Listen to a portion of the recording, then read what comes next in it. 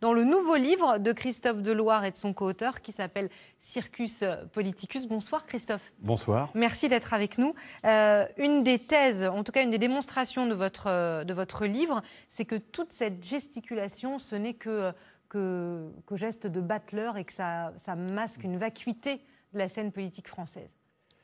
Une vacuité, puis le pouvoir en fait est ailleurs. Circus Politicus, c'est le récit de la prise de contrôle de notre vie politique, nationale et européenne, par des groupes d'intérêts très puissants qui ont commis une espèce de putsch démocratique.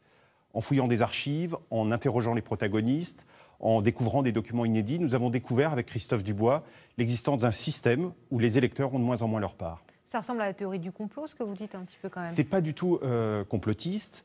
Mais quand on va fouiller, je vous donne un exemple. L'homme le plus puissant, l'un des hommes les plus puissants d'Europe, qui est le président du Conseil européen, Herman Van Rompuy, n'a pas fait candidat auprès des peuples. Il ne s'est même jamais déclaré. Il a été nommé à huis clos par les chefs d'État et de gouvernement. Mais une semaine avant, alors qu'il n'allait pas devant les peuples, il est allé se faire adouber par la conférence Bilderberg, un club très mystérieux dont nous révélons les secrets. Voilà, qui donne des notations ou des recommandations qu'on n'est pas obligé de suivre, mais que les chefs d'État qui sont membres peuvent... Voilà, c'est... En fait, on a découvert l'existence de réseaux constitués autour d'associations privées. Je vous donne un autre exemple. On a découvert l'existence d'un réseau, d'un groupe de commissaires européens, d'anciens commissaires, qui se cooptent dans une autre organisation, la Commission trilatérale, où ils s'échangent les postes.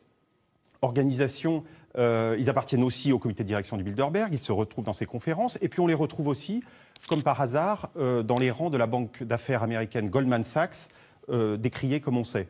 Le fondateur de la commission trilatérale, le milliardaire américain David Rockefeller, avait exposé un jour très clairement son programme, c'était remplacer les gouvernements par le business. Ce programme a été mené à bien. Alors, vous critiquez beaucoup l'Europe, vous venez de le redire à l'instant, mais est-ce qu'en investissant pas plus nos fonctions européennes, les pays membres, est-ce que du coup on ne pourrait pas peser, contrecarrer ces instances qui sont celles de la mondialisation finalement que vous décrivez ? Alors, ce serait faux de penser qu'il y a une démocratie française parfaite et une démocratie européenne aberrante. La démocratie s'use quand on ne s'en sert pas. Et de fait, il y a des dispositifs à Bruxelles dont on devrait se servir, mais on ne connaît pas. Les Français ne connaissent pas les gens à Bruxelles. Les médias parlent de Nicolas Sarkozy en héros, en sauveur de l'euro ou de l'Europe, mais on ne va pas voir à l'intérieur. Par exemple, on révèle dans Circus Politicus ce qui se passe vraiment dans les conseils européens. Et c'est très différent des présentations faites à l'extérieur. On est prié de croire sur parole Merkel et Sarkozy lorsqu'ils nous disent comment ça s'est passé. Les comptes rendus prouvent l'angoisse des chefs d'État et de gouvernement devant les peuples, leur hantise des référendums, et prouvent parfois que ça ne s'est pas du tout passé comme on l'imaginait. On a des comptes rendus par exemple où Nicolas Sarkozy à la sortie raconte qu'il a dirigé la réunion. En fait, dans le compte rendu, il n'a parlé que 13 lignes sur 18 pages. Alors du coup, Nicolas Sarkozy, Marine Le Pen qu'on a vu à l'instant, François Hollande ce week-end, c'est du cirque, l'élection présidentielle, ça sert à rien ? Ça sert évidemment pas à rien.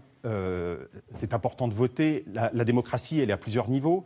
Mais le pouvoir n'est pas toujours là où on l'imagine. Un exemple, le comité de Bâle est responsable de la régulation bancaire. Les hommes politiques français qui prétendent faire de la régulation bancaire, ce n'est pas eux qui s'en occupent, c'est ce comité sur lequel nous avons aussi enquêté. Voilà, tous les exemples, et 10 fois plus, sont dans votre livre. Circus Politicus, ça sort demain chez Albin Michel et les bonnes feuilles sont dans l'Express. Merci Christophe, vous êtes arrêté en avant-première sur le plateau du Soir 3.